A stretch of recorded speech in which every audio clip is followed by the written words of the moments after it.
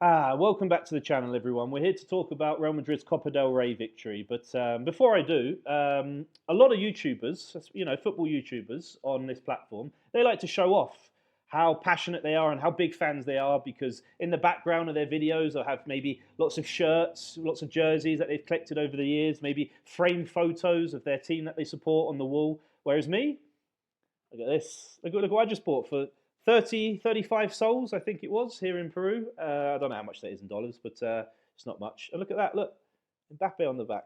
Yeah, you don't get a bigger Real Madrid fan than me. It's just tat, isn't it? Look at shit that is.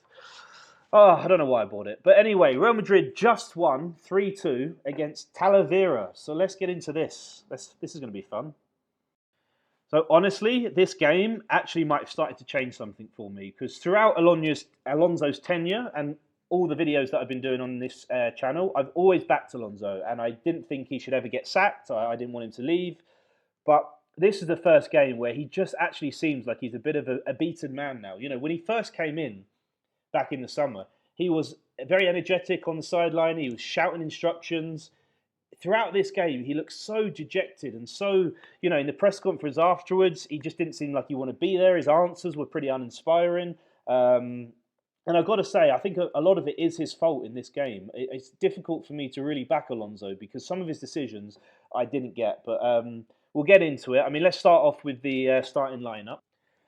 To be honest, I wasn't too disappointed with his starting lineup. Obviously, when it's a Copa del Rey game, you want to see more of the Castilla players playing, and we only got Jimenez at right back starting. Mbappe, it's a weird one. I mean, obviously, ideally, Mbappe should be nowhere near this game, let alone playing 90 minutes. That decision I really didn't understand. But he is also going for Ronaldo's, I think, 59 goal record in a calendar year.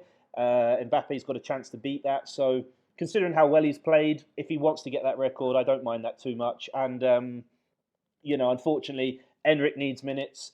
Ceballos needs minutes. Gonzalo Garcia needs minutes. Mastantuano needs minutes. So it is a bit difficult to get too many youngsters into the starting lineup. But to be honest, I thought the first half we looked very, very comfortable. I don't think this 3-2 scoreline is a fair representative of how the game panned out, to be honest. I thought we were much the better team.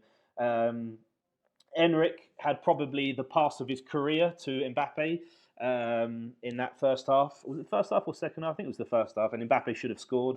But it was very comfortable. However, even against the third division team, we still looked vulnerable when it comes to defending crosses. I mean, that was the way they were going to get into this game, was set pieces, crosses. I just don't understand. I am convinced we don't do any work on set piece defending. Huijsen, does he know how tall he is? He's a tall guy. He should not be getting beat in the air as much as he does. Carreras, I'm also disappointed with the Carreras start because whilst I think he's done very well for us, and even at centre-back I think he's been okay, he isn't a great centre-back. He shouldn't be playing there when we have academy players on the bench that can play centre-back. So I don't get the Carrera start as well, I've got to say. But yeah, first half was very comfortable.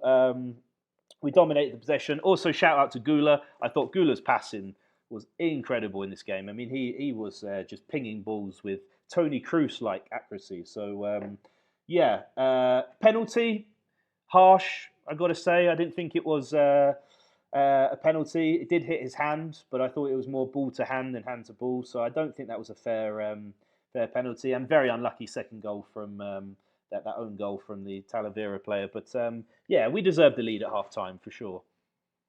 Now the second half kicks off then, and this is where I don't really get where Alonso's coming from. We're 2-0 up at half time.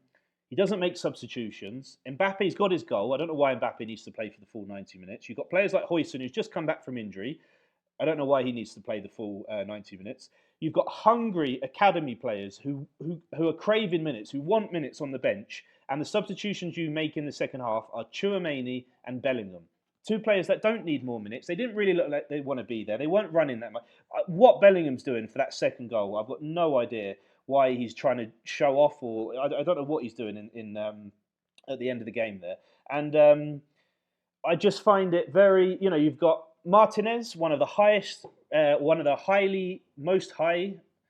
the hell am I trying to say? One of the highest rated centre backs at the club.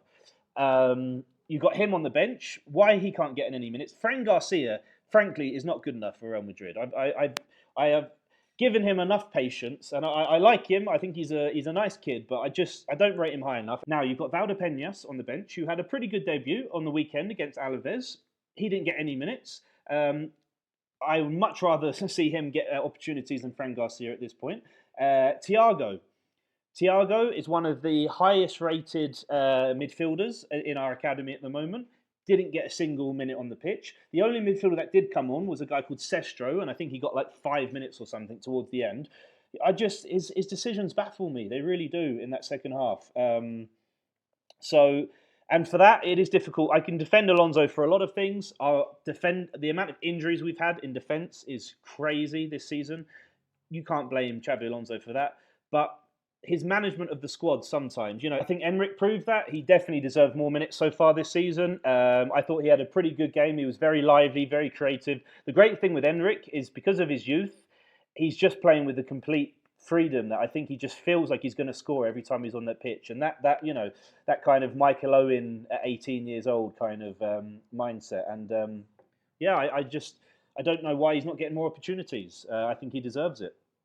So I'm going to kind of wrap the video up here, I think. So I don't have much more to say on this game. I wish I could have a bit more energy and enthusiasm in these videos. And it's not like anyone really watches this channel, but I do have a few people that watch. And I want to make interesting videos, but I just feel a bit down with this team at the moment. There's just a lack of, we got Sevilla on the weekend. That's not going to be an easy game. If you're putting money on will Alonso be here at the end of the season, honestly, I don't know which way I would bet that, because there feels like an inevitability at the moment that this is not going to work out. But I hope I'm wrong, because I'm still behind Alonso. I still am. I do think there's a manager. There's definitely a manager in there. What he did at Bayer Leverkusen is fantastic. It's whether or not he can manage Real Madrid, which is obviously a very different task. The managers that have been successful over the last 15, 20 years are not the tacticians, are not the tough managers. They are the Zidans, the Carlo Ancelottis, the managers that the players are kind of more friendly with, let's say. The Rafa Benitez, the tacticians. Yeah, even an amazing manager like Unai Emery. I don't even know if Emery could do well with this team. Jurgen Klopp, I don't know. Yeah, but I'm still hopeful. I'm definitely not defeatist yet with Alonso, but this team just doesn't. There's something missing. But thanks for watching, everyone. See you on the next one.